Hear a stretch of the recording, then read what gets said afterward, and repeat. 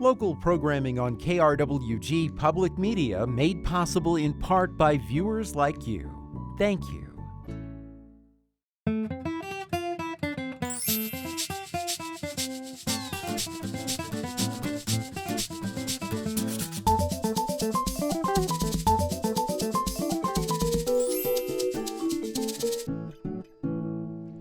Hello and welcome to Fronteras, a Changing America. I'm Anthony Morneau. In 2014, the Oregon Mountains-Desert Peaks National Monument was designated by Presidential Proclamation, protecting over 496,000 acres around the city of Las Cruces. A local organization strives to connect our community to the monument with educational programs and other events. Here to tell us more is Friends of Oregon Mountains-Desert Peaks Executive Director Patrick Nolan. Patrick, thank you so much for joining us. Hey, Anthony, it's always a pleasure. Thanks for having me on. It's such an exciting time for a lot of folks to get out and explore the monument because of the monsoon rains bringing much water flow throughout the monument. But next month, in September, the city of Las Cruces is connecting with the monument with Monuments to Main Street. Can you tell us about this month-long event and what's in store for folks in the area? Yes, absolutely. So we didn't do this last year for obvious reasons, so we're excited to get it going again. And this is really, it's a month-long celebration of all the things that are really wonderful and great about our public lands. We're having our Artist in Residence program back again, which after a whole year away, we're highlighting local artists this time around. So we're really excited to see that. And this is where an artist will go and live on the monument and do their art, whatever their art is, painting, photography, and really just sort of get inspired by what they see.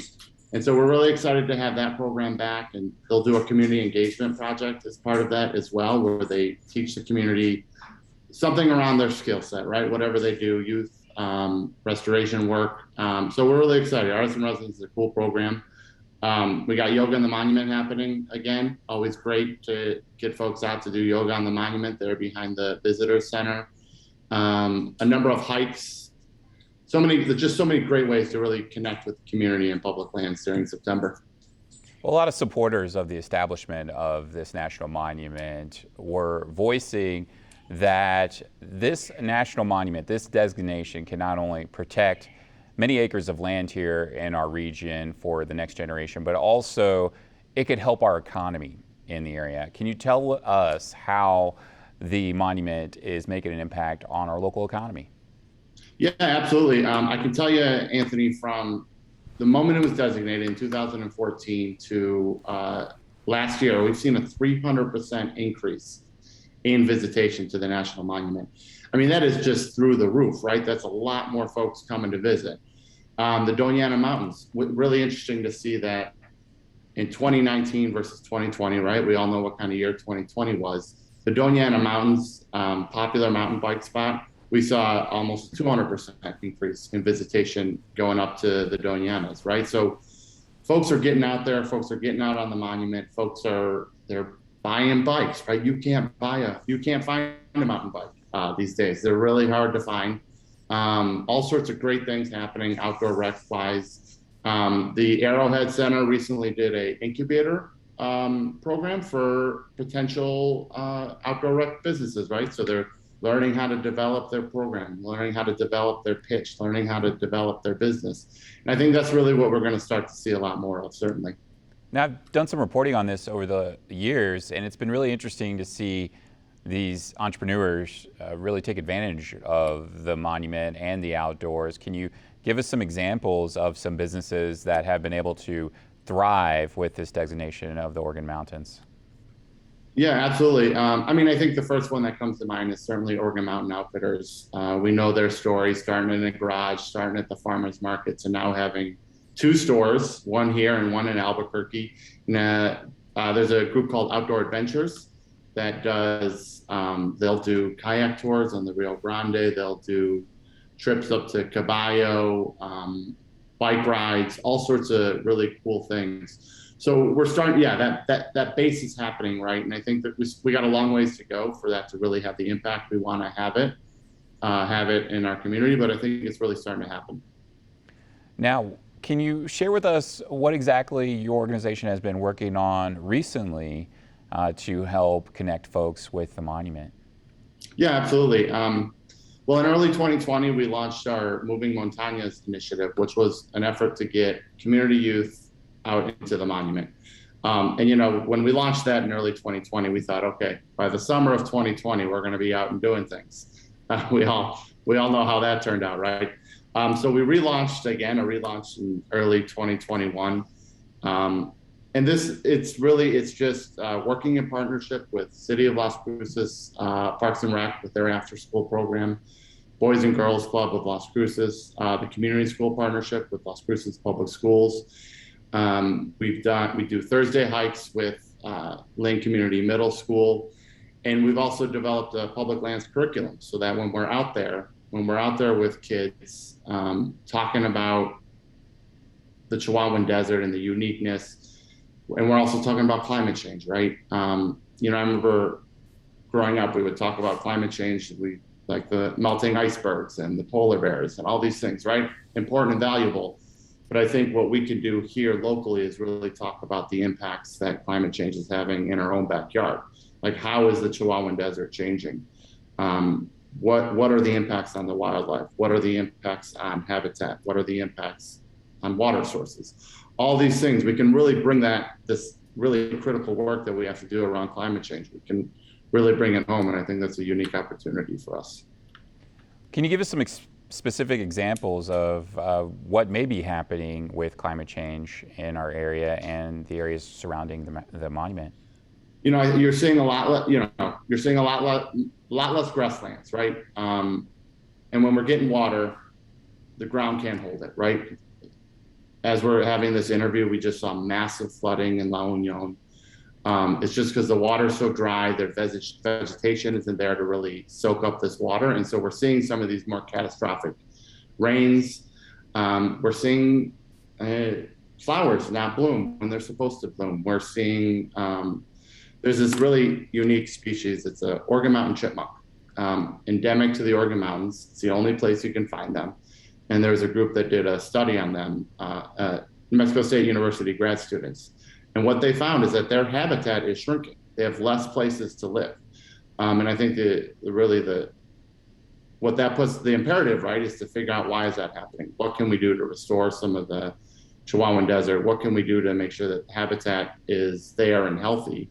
And using the Organ Mountain chipmunk is a really great study and a really great example of that. Now, you mentioned that you've been working with area youth to get them connected and educated on the monument and our natural environment here in our area. Can you give us a little bit of an understanding of what you're seeing when you introduce the youth in our community to the monuments, many who may not have stepped foot on the national monument yet? Yeah, absolutely. I always ask the question whenever I'm out there leading a hike. I ask if they've ever been out there. And honestly, the large majority of folks, of young participants, have not been to these places that we're taking them, right? When you take them to the dripping springs of the world, right, more will have seen those places. But even then, right, people, they just don't have these opportunities. And so it's really about creating those opportunities, but also beyond just, giving them those experiences, showing them the land, showing them how to be out there safely, right? It's also talking about our responsibilities as users, as citizens, as people that live and love these places. What can we do to best protect them? And I think that's really what's unique about it, is that education component. It's also just have a ton of fun, right? I remember when I first moved here, right? The mountains were scary and intimidating. I was from Michigan originally, like there's cactus and rattlesnakes all over the place. I would never have gone out by myself, right? So we're really trying to break down those barriers that exist to make sure that, public lands are a great idea. And I think one of the better American ideas, right? Protecting these lands and these landscapes for future generations. But I still think we got work to do to make sure that folks are getting out there and understanding what they mean. Okay, so speaking of work, what are the major challenges that you face with connecting the community to the monument? Transportation. I think I say that in jest, but transportation, right? How do you get a bunch of kids out onto a bus and get them out there, right? That's money, that's resources, that's all these different things. Um, and I think it's, partnerships, right? Knowing who to ask, knowing who to talk to. And we've done a really good job of really developing a strong network of partnerships, one that can grow. We have room to grow, right? But we've started a really good, I think, like a good network, right? We're getting folks out there. The challenge is also time. Families don't always have the money or the resources to do the things that they want to do outside, right? It does cost money when you're going Dripping Springs. That's $5 per car. It's a whatever amount of gas money. So really trying to find a way around those barriers is always a challenge, certainly. Under Governor Lujan Grisham's administration, the Outdoor Recreation Department was established. Can you share with us how you feel that this department and its programs can make an impact on folks down here exploring the outdoors? Yeah, absolutely. I think we just need to create that sort of groundwork, those foundations to build on the outdoor rec economy, and having that office. Axie Navas, who we work with on a number of projects up there, is really coordinating with all these different interests. And she also gets that we need to strike a balance, right? I was at a trails meeting the other day, and they said we don't want to be Moab, right? Because Moab's being overrun. People that live in Moab are like, we don't want any more tourists. We're getting overrun. And so, like, how do you strike that balance between, that economic development, which we all know we need in southern New Mexico, but also what's going to be that human impact of folks that are going to be out there? And how do we manage that? And I think that's really the big question that we're going to be facing with outdoor rec, certainly moving forward. And the outdoor rec office gets that. And I think they want to move forward with a really balanced, smart approach. We were fortunate to get an intern from them over the summer. We had a student that we worked with with our high school outdoor club, Off Leash Bulldogs. She's going to be a student at NMSU. And so she worked with us on developing trail guides and working with youth and developing activities. And really that's sort of like creating this pipeline, right?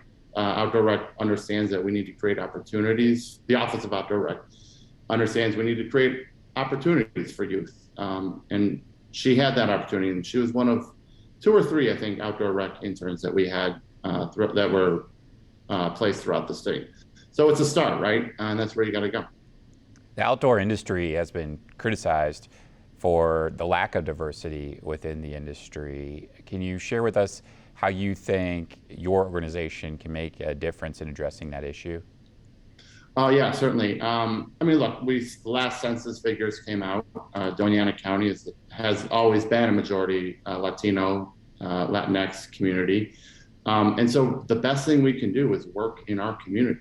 This is how we, as an organization, can address diversity, is really working with everybody that we possibly can in our community. We actually recently hired 2 new staff people onto the organization. These are both New Mexico State University graduates. One's a Gaston High graduate and the other Las Cruces High School, right? So we can create opportunities for young folks to come in and have a good impact in their community, do good work, learn what it means to work in community. And then from there, they can sort of go out into the world and make that difference. And with the skills and the knowledge that they learned working with us, right? How to do these things correctly, how to really truly engage with community.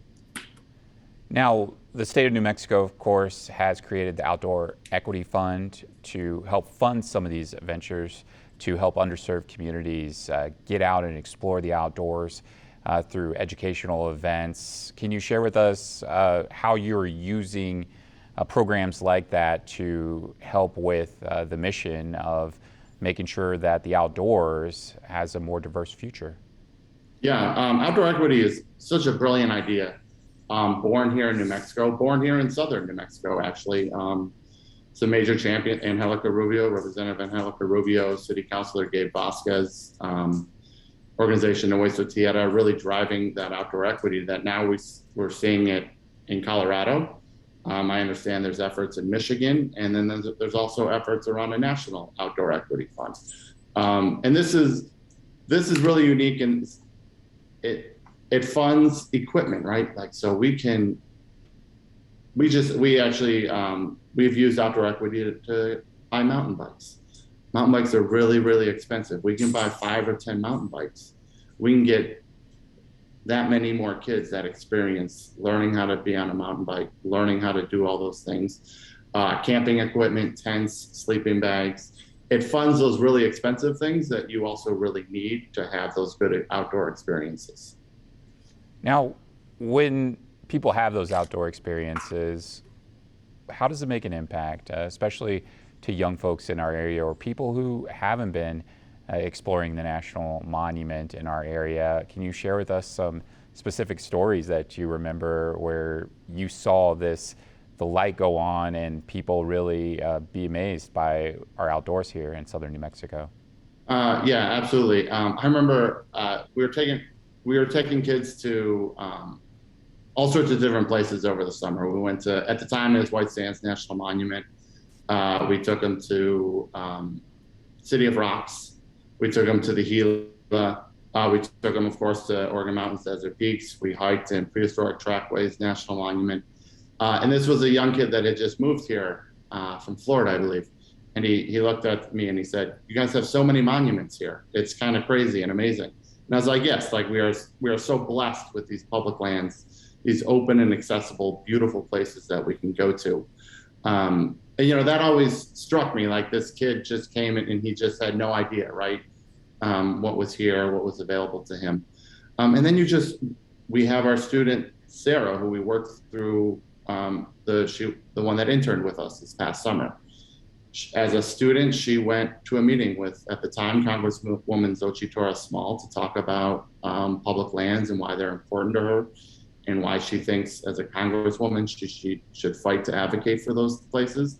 And then she became an intern with us. And then now she's going to go to NMSU to be a teacher, right? So it's that we can create those sort of that seed, right? That beginning, that spark, and then have the resources and have the plan to really sort of develop that too. Now, I want to talk about an issue that's been in the news lately, and that is the Las Cruces Sun News reporting that local indigenous communities are requesting for Baylor Peak to be renamed. The peak is named after a Confederate colonel. Can you share with us your conversations with local indigenous communities and how you've been involved with those conversations and what your organization feels about that issue? Yeah, absolutely. I will say we fully and 100% support efforts that indigenous folks are doing to not just rename, right, but better recognize the indigenous history that we have in this monument, in our public lands throughout southern New Mexico. And we recognize as an organization that we don't do a good enough job of talking about that or recognizing that. And so this is really a way that we can help support folks that are working on that. We did a blessing hike last Saturday, a couple Saturdays ago. And it was beautiful, right? It was a small group, 10 of us. We hiked up, did a blessing. And I felt just honored to be there at all. They had folks sort of sharing local indigenous tribes, Piro and Mescalero Apaches, both folks that are fighting for recognition as a federally recognized tribe. And they sat there and they were talking and they were sharing this shared pain about separation, being taken away from your homes, a loss of history. But then at the same time, they're also talking about how they were going to reclaim that history and do something about it. And I just thought it was so beautiful, and I was so fortunate to be there. And we want to help support those conversations. We want to help support folks that are reclaiming their history. Public lands it's a complicated history. Land that was stolen from Native Americans at some point or another, right? And we need to do a better job of recognizing that both nationally and here as an organization. So we're excited to really support and allow indigenous voices to lead on those efforts. So what do you think, besides supporting and voicing your support for local indigenous communities, I mean, what do you think your organization can do to address the issue? I mean, there's a large conversation going on in our country right now on this issue. So What are some thoughts that your organization has on how they can contribute? Yeah, absolutely. I think what we're going to really try to do is rally local support around this work. So we'll rally some local champions really and do some education efforts, right? We have one of our newer employees. She was on a call. She went to high school here, and she's like, in high school, I never learned this history, right? I went to school in Las Cruces, had no idea about any of this history. So maybe it's about we can talk with Las Cruces and Gaston Public Schools around how we teach local Indigenous history. And honestly, as the director of this organization, I didn't really know much. So it's my own sort of journey trying to figure this out and learn more about it. So I think that those are two really important things. And, Baylor was a terrible person whom we shouldn't honor and recognize on our public lands. Like, we love our monument. Let's not honor terrible people. The other one we're looking at is Squaw Peak, a derogatory term for Native American women that doesn't have a place in our national monument. And so we should try and do something to change that. Okay, I want to move on and talk about some planning your organization has been involved with resource management. Can you share with us a little bit more about that? Yes. With the change in administration, I think we're seeing a shift in priorities from the Department of Interior. I don't think we have the full picture of what they want to do, but we are starting to really see their shift in priorities. I think that starts with the oil and gas leasing moratorium they put on public lands. And then it also starts with management planning. I always tell folks that the monument is not fully protected until it has the resource management plan. And so this is the plan that dictates, really, if you want to do outdoor rec, if you want to run a business using public lands, this document will guide you. It'll guide trails, it'll guide usage, it'll guide all of these things. And there's two happening right now. There's the one for Oregon MountainsDesert Peaks, and then there's also the one for the Tri-County Plan, which is Sierra, Doñana, and Otero County. So this is all the BLM that is within those three areas, also needs a management plan. And so we have two plans coming up that I think are really critical to southern New Mexico. And the interesting thing about these is how important and critical public comment is during these planning processes, right? The BLM wants to hear from the public. They want to hear from users. And our role in that will be to make sure that our constituencies, the folks that we work with on a day-to-day basis, will be a part of that, because these are the folks that know best, right? They know this land. They know how they've used it. They know it, right? And so getting them that knowledge and sharing that with the BLM through that process, I think, will be critical. Okay, so if folks are interested in contributing to that public comment period, how can they do so? We will certainly be we don't have a schedule yet, right? So it doesn't start till October. I would certainly pay attention to our website, and there will be public comment period throughout. So a resource management plan is a long period of time, right? They can take anywhere from 2 to 3 years. Okay, so what's your website where folks can find out more information on that? Yes, OregonMountainsDesertPeaks.org. Okay, now you mentioned the Interior Department and the Biden administration putting a pause on new leases for oil and gas drilling on public lands. But according to a recent Associated Press analysis of government data, the Interior Department approved around 2,500 permits to drill on public and tribal lands in the first 6 months of this year.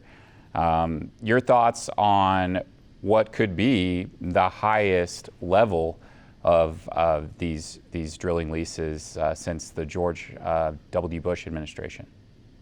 I think that we need to really start doing something and really thinking more critically about our relationship with public lands, specifically in how it relates to climate change.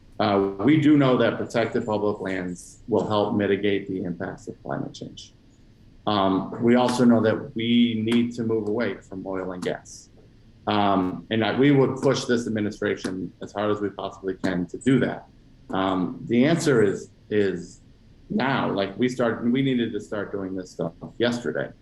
There was a report that came out from the UN a week ago or so, talking like we are reaching catastrophic failure level.